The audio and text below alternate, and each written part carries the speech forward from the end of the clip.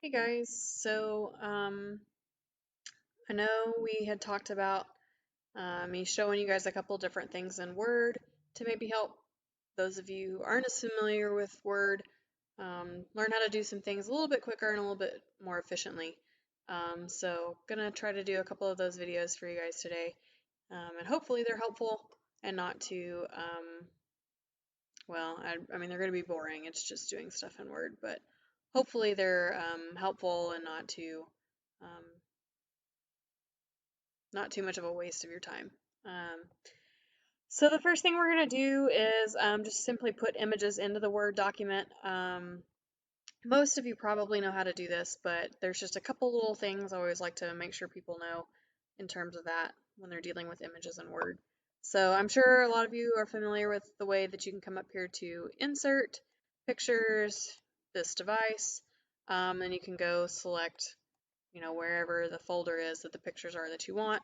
Mine just so happens that it's already open. I'm gonna put this pano in here. All right, I want to make it just a little bit bigger because we'll need a little bit bigger for what we're doing.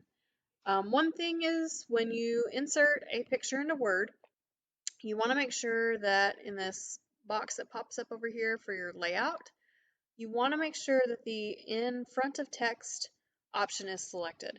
What this does is that lets me move this all around the Word document and it doesn't have any effect on my text whatsoever. Sometimes Word will default to one of the other settings, such as that one, which now you'll notice as I move this image around, it actually does affect my text.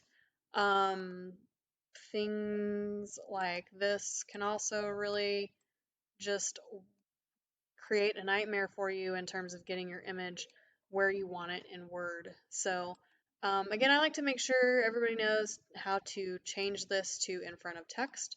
So newer versions of Word just have that little pop-up right there next to the upper right corner. If you don't have that little pop-up, it's okay. You can come up here to your picture tools. It'll say format, and then you're going to come right over here to where it says wrap text. That gives you the same kind of drop down options, and again, in front of text is what you want because that is going to make sure that you can manipulate the image without changing any of your text. So, all right, we've got our antemortem pano in there. So now we'll show you the other way that and typically my way that I put images into Word because it's just quicker for me. I will just go to where I want to, where my images are stored, whatever folder they're in. And so that is not it. It's on the desktop. Word demos. Here we go. So I'm going to right click, copy. And I'm going to come back over here to my Word document, right click, and paste. And it's huge, so we need to shrink that down.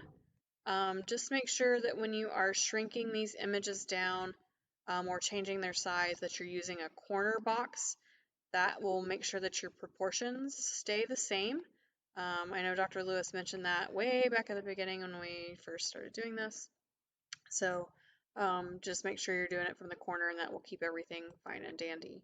So I'm going to come back over to here, right click copy, right click paste. Again, it's huge. We're going to shrink it down. I'm going to then kind of line it up with my other one because I want to make sure they're the same size just because that makes it look nice and neater. And then the other way to do this is, okay, I'm highlighting that. Control C as in cat is your keyboard shortcut for copy. And then Control V as in Vanessa is how you paste it. So I actually prefer to use the copy and paste method for putting my images in, and I use my keyboard shortcuts just because it's a lot faster for me to do that than to come up here and go insert, pictures, this device, and make 20 different clicks to get that done. It's just easier for me. You use whatever way works best for you.